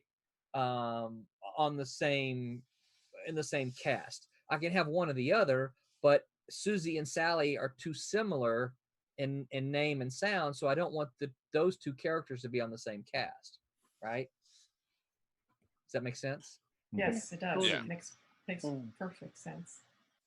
Yeah, all of my characters I have names that are even vaguely similar. There's Zach, there's Vinny, there's Olivia, and then there's the Enforcer, which is our mysterious, villain guy. Yeah. Well, I just now thought about it. Cat and Mouse, their first names are Brett and Bobby. Yeah. But their last names, which I don't think we've really talked about much in the comics, Brett's last name is Huffman, Bobby's last name is Vasquez. So And the fact that I just saw Barb yawn made me look at my clock and go, holy mackerel, it's 11:15. Man. So we didn't talk about name meanings on live, did we? Someone tell me I'm okay. So is it important that names have meaning? And I don't mean like the superhero name, I mean like the character's name. This will be the last question. Is it important that the name of your character have some kind of meaning at all? Well, I think mine's self-explanatory. Yeah, divinity. I don't, yeah, a superhero's name, yes, is their code name. Yeah, certainly. But I guess your character, no, I don't think so. A rose by any other name would still smell sweet, right? So. Oh boy! There's my theatre training coming back. Yeah. Suddenly, all the American girls are going, oh, all right. Right. No, the character becomes its own person, or hopefully it becomes its own person. So the name. I guess I don't know. Yeah. Oh, I'm sorry. Go ahead. I didn't know No. Just I wouldn't give it a name I don't like, so I've got to keep using that name. So do you ever? And confession time for me. Answers yes to the question I'm about. Do you ever choose a name of someone you don't like for the villains and disguise it a little bit? Yes. Yeah. Right. So obviously, if you don't like, Billy Smith, you can't name the character Billy Smith because that's too obvious. But you can name him William Smith, right? Or William Smithy, right? You can disguise it. Oh yeah. Yeah. So Becca says yes. I say yes. Anybody else? I have a tendency to name throwaway characters after family members. Yeah. Oh, okay. Yeah. Do that. Yeah, but you don't want to name your villains after your family. No. These are throwaway characters, Okay, the gas station attendant, whatever, Right. When I was in video games, I worked on a fighting game, and I named almost everybody after a member of my family, and it was awesome because they played the game, and I saw my mom and dad fighting each other as the characters. And that was like, art becomes reality. You know what I mean? Yeah, no kidding. Yeah. Yeah. I know I gave I don't know if there's any meaning. I mean, obviously, if my main character is a young god of lightning, so I named him Boomer, but he was supposed to be young, so I wanted to give him a younger sounding name. I didn't want to give like Thor sounds or something like lightning. So I wanted to give him something that sounded almost like a nickname, something that sounded a little younger. Yeah. Maybe a little more innocent than like, and I guess I did that a little bit on purpose. And also, I just like one syllable names. I don't like to give my characters last names a lot. I don't know why. I just give them one name. I don't have any last names. Gods, they don't have to have names. They don't have to have names. No. So yeah, but I'm thinking now. I don't think I've given any of my characters. Well, no. That was one. That was a combination of it. That was Night Fang. So that was a combination. Yeah. So I don't give them last names. There's no last names in my universe. Yeah, Eric Dotson says my character is named after my best friends. Yeah, so one of the things that I did in the Malibu Miss Fury series is so the genealogy of that character is traced back from the original Miss Fury.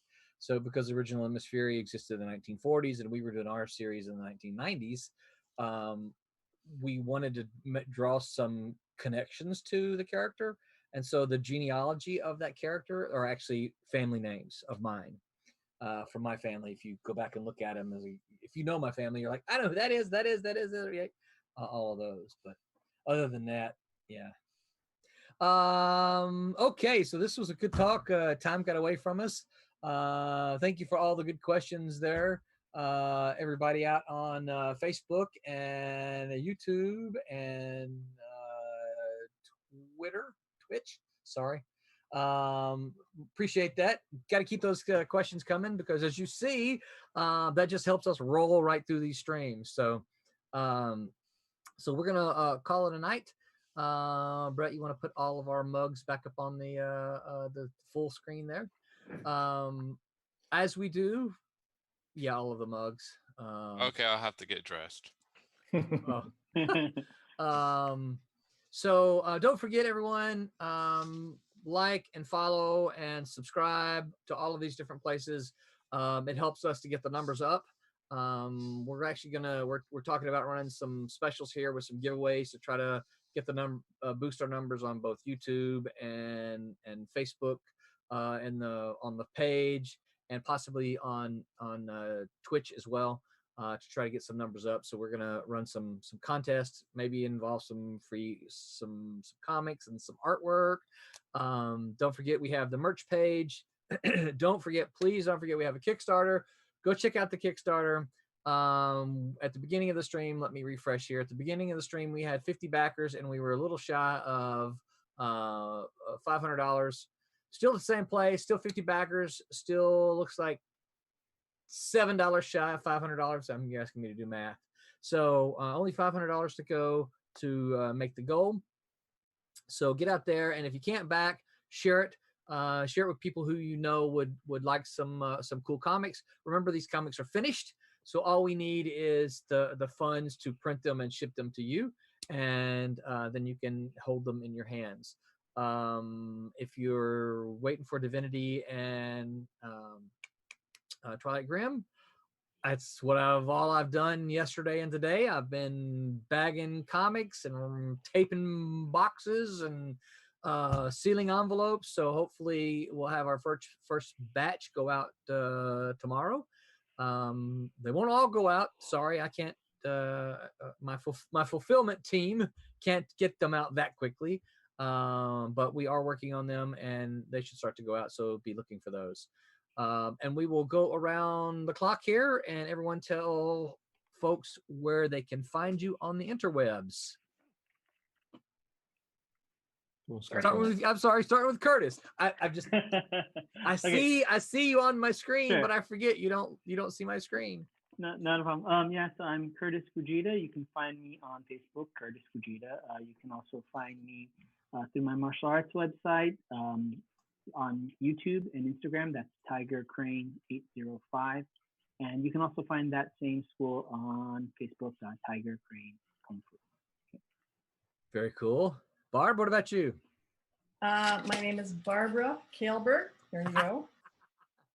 You brought that home from a convention, didn't you? I did. I have a bunch of them sitting around my studio here.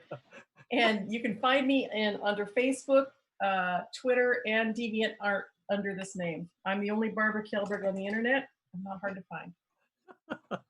You can just Google me. Becca, how about you? Hi. You can find me on Facebook at my name, Rebecca Winslow. Twitter, which I always forget my name because I forget to use it, but I think you have it, right? I'll put it. Yeah. And Instagram at comic art. That was a very southern sounding hi.